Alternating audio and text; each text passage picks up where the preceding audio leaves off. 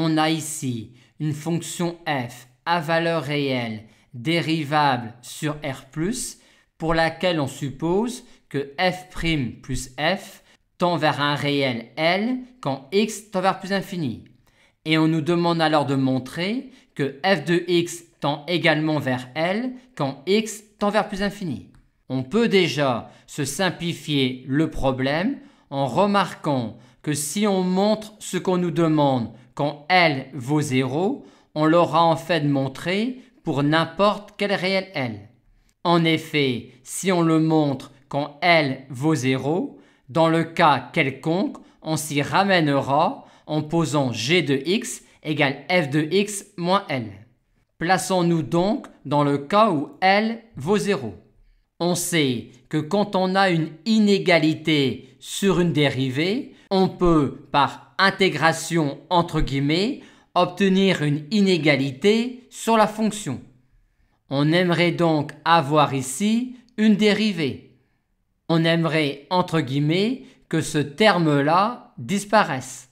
Pour cela, comme dans la méthode de variation de la constante, on va poser f de x sous cette forme-là. Vu que x donne exponentielle moins x et solution de l'équation différentielle y' plus y égale 0, ce qui revient à poser z de x égale f de x exponentielle x. Et comme dans la méthode de la variation de la constante, la quantité f' plus f s'écrit alors sous cette forme-là. Et cette information-là devient alors que cette quantité-là tend vers 0, c'est-à-dire que z' de x est négligeable devant exponentielle x quand x tend vers plus infini. Et on aura alors une inégalité sur valeur absolue de z' de x pour x assez grand qu'on pourra entre guillemets intégrer. Pour mettre cela en forme, on va revenir à la définition d'une limite et on va donc poser un écart epsilon strictement positif.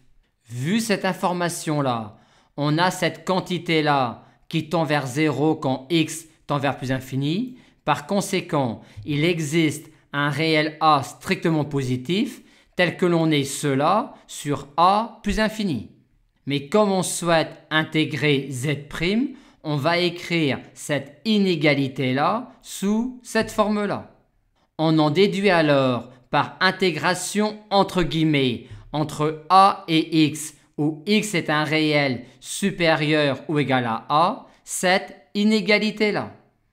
On y remplace ensuite Z par son expression en fonction de F.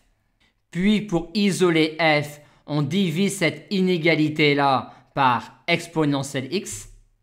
Et à partir de cette inégalité-là, sur la valeur absolue de cette quantité-là, on en déduit, grâce à l'inégalité triangulaire, cette inégalité-là sur la valeur absolue de f de x. Et maintenant, c'est terminé. Ce terme-là est inférieur ou égal à 1, et comme a est fixé, cette quantité-là tend vers 0 quand x tend vers l'infini. Aussi peut-on rendre cette quantité-là inférieure ou égale à epsilon, quitte à augmenter encore x. Il existe donc un réel b strictement plus grand que a, tel que sur b plus infini, on ait cette inégalité-là. Ce qui nous prouve bien que quand x tend vers plus infini, f de x tend vers 0.